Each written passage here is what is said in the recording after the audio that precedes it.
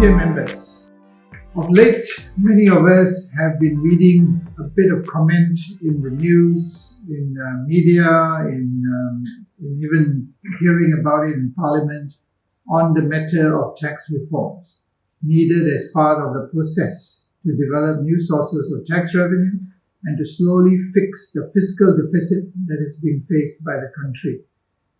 Obviously, this is a long process.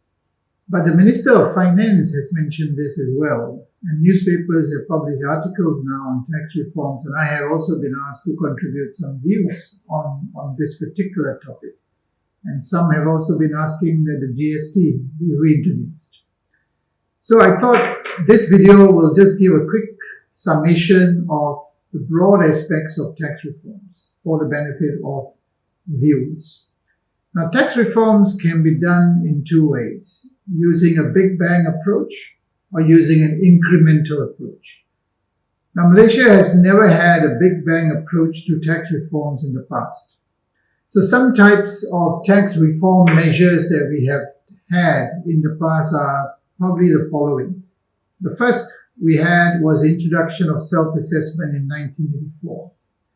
The second that I can recall was the setting up of a tax review panel, which looked at some aspects of income tax and also studied the possibility of introducing a GST.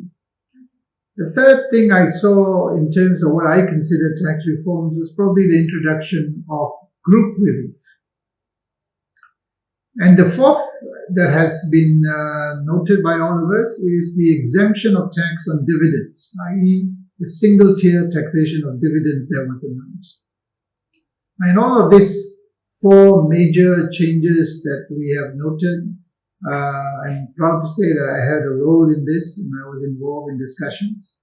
Now in 2018, the former Minister of Finance set up a tax reform committee to look into suggestions on improving tax administration, to look at possible sources of tax revenue, and also to look into revamping the tax incentives framework. With this new government in place, it is also good to know that the current Minister of Finance has also shared similar views on tax reforms, especially in the area of developing new sources of revenue and improving the tax incentives framework. So here is where we are now in terms of the situation, in terms of news, in terms of articles, and now we're all talking about whether GST should come back, etc., etc. Now, I thought I'd outline something very briefly on what the professional bodies in Malaysia, both the tax and the accounting bodies, generally do. And usually, these professional bodies, such as the MICPA, the Chartered Tax Institute of Malaysia, the Malaysian Institute of Accountants, and MICPA, every year we prepare a memorandum on post-budget issues, and this year we've done the same. But this year we have stated a few key issues relevant to the issue of tax reforms. And the basic principles that we all have stated in the paper was simplification, certainty, a consultative approach, effective use of technology, and professionalism in what we do. The key aspects that the profession outlined in the memo that I have mentioned earlier were the following. First, the alignment between accounting and tax treatment. Now, the professional bodies have submitted several discussion papers to the Ministry of Finance and the Inner Revenue Board over the years to propose for greater alignment between the tax treatment and the accounting treatment for specific items under the Malaysian financial reporting standards wherever appropriate. The institutes acknowledge that the tax authority's efforts in reviewing the discussion papers that were submitted, in issuing guidelines, and also in some cases they did introduce specific legislative provisions in the Income Tax Act in relation to the tax implications or the treatment related to the implementation of MFRS. The institutes noted that the convergence between tax treatment and accounting treatment does not seem to be progressing well. So as such, institutes have urged and are urging the tax authorities to consider that there may be particular areas of tax treatment where greater alignment with accounting treatment can be implemented to reduce compliance costs and improve certainty in tax administrative methods without distorting tax policy objectives. So the profession, therefore, like the policymakers, believe that simplification is essential in our drive to enhance tax compliance. And to conclude on that particular part, the one simple thing that I always say is that the best example of alignment would be accounting depreciation and tax depreciation. So accounting depreciation on one side under MFRS standards, tax depreciation we call capital allowances under income tax. Why can't we treat accounting depreciation to be the same as capital allowances? Now, increase in tax revenue. What's the second item? According to the 2021 federal budget, the main source of government revenue for 2021 is supposed to be coming from estimated direct tax revenue of 131.9 billion, compared to an estimated revenue size of 115.1 billion in this year. So we are therefore seeing over 16 billion increase in tax revenue. Now, as in the past years, this increase in tax revenue would partly come from tax audits and investigation activities carried out by the IRB.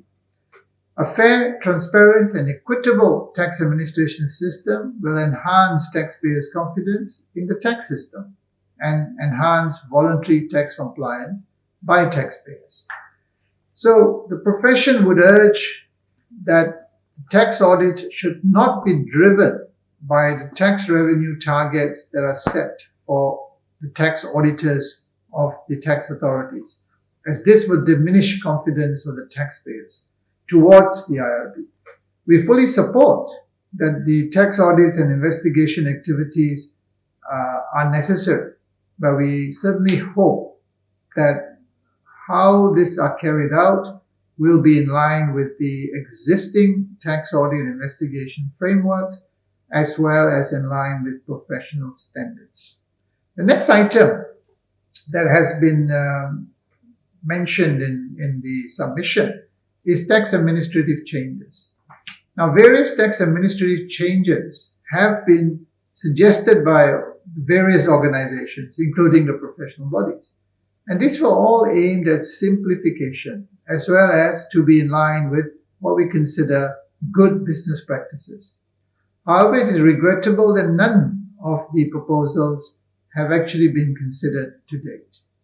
So we certainly hope that as part of the tax reform agenda, the enhancement of the tax administrative provisions will be seriously considered by the Minister of Finance. And one such area in this context is the treatment of advance receipts by taxpayers.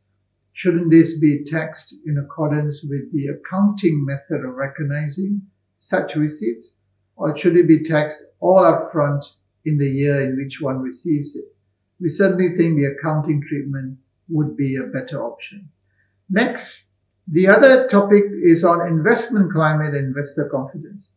Under the current pandemic situation, it is more important than ever to maintain the investment climate and to boost investor confidence.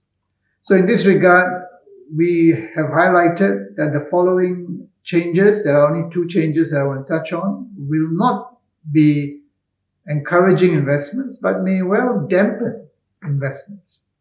And these two changes are, one, the proposed Section 113 capital B provision in the Income Tax Act, which requires that income tax has to be paid irrespective of legal proceedings instituted by the taxpayer.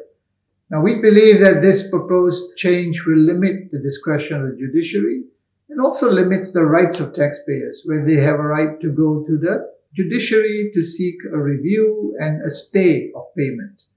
So we think this needs to be relooked. The second change is changes that are made to tax legislation due to the Inland Revenue Board losing tax cases in the courts should not be allowed. The proposed amendment that is being suggested in this recent finance bill presented in the budget to the word plant, to remove intangible assets being classified as plant, means that such expenditure will not qualify for any relief whatsoever. So this is a very strange move indeed in this digital age. Next is the item on new sources of tax revenue. Any new source of tax revenue which the government is considering, be it capital gains tax, be it through the introduction of GST or any other type of taxes, may send the wrong signal to businesses and investors if it is not properly implemented or is burdensome. Now, such initiatives should involve public consultation prior to implementation. I'm sure the government will do that, but it's good to remind authorities that you need to have extensive consultation. It is imperative as well that the professional bodies be consulted to provide input, and that the business and investors' perspectives are all taken into account before such changes are made. So, as such, we request that the above-mentioned matters that I just discussed be re-evaluated, particularly in relation to the timing of their implementation, so as to maintain the investment and business climate in Malaysia. Now, in relation to tax reforms in general, it is imperative that fiscal and accounting prudence be exercised, and a sound application of accounting principles must be applied, as there is no place for wastage and overspending. So, if we are really serious about tax reforms, there must also be a roadmap for such reforms, so that there is a sequential and phased introduction of all the relevant changes that are deemed essential to build a sustainable tax structure for the future for the nation. So there must be a mid to long-term plan, and there must be transparency, and we must announce proposed changes early to allow businesses and investors to plan their affairs and their investments. All of us need to plan in advance. You cannot be introducing changes immediately. So the main thing here is we must get it right, and hopefully we can try to keep politics out of tax reforms. To conclude this particular segment, I wanted to outline a broad-based tax revenue and enhancement framework, which I have shared in various previous presentations I've made over the last few years. With regard to this particular framework, or the diagram that you are now seeing in front of you, this particular diagram is talking about the strategic objective of enhancing tax to GDP ratio, the buoyancy of tax collection, and to maximize revenue. But it has got 4 pillars on which it has to rest. And the first one is on the aspect of the underground economy, which also covers the underreporting and the what we call under-declaring or non-declaration of one's income. So that's a big area that needs to be looked at. The second aspect of the tax reforms is to reduce tax leakages. And the third is to enhance tax administration. And finally, the fourth pillar is about the new sources of revenue. So this is how I see the framework being developed in terms of these 4 pillars. So we need to have specific initiatives under each of these pillars, which I will cover in a future video. And to conclude, this particular diagram, you will see that it's all talking about looking at the economic growth of the nation. So long as the revenue growth is there and economic growth is increasing and improving, then that gives us an option of slowly reducing our corporate income tax as well as perhaps our personal income tax structure. And although I have put a timeline of 4 years, I'd be very happy if it's 5 years, it doesn't make a difference, but as long as there is a serious focus on this particular journey that we want to take so that we introduce reforms collectives, specifically in Malaysia, so that we achieve what we want to achieve, which is really about enhancing revenue collection so that we can spend more for the people and bring forth much more value and economic growth to the country. So what has been presented in this short video is fundamentally about looking at tax reforms in a much more robust and cohesive manner. And I hope this has been useful, at least in giving you some ideas about what we should be looking at in a broad context. Future videos, I may focus on the issue of GST, the issue of the capital gains tax, which has been talked about, and perhaps any other relevant items. I hope you find this useful. Thank you very much.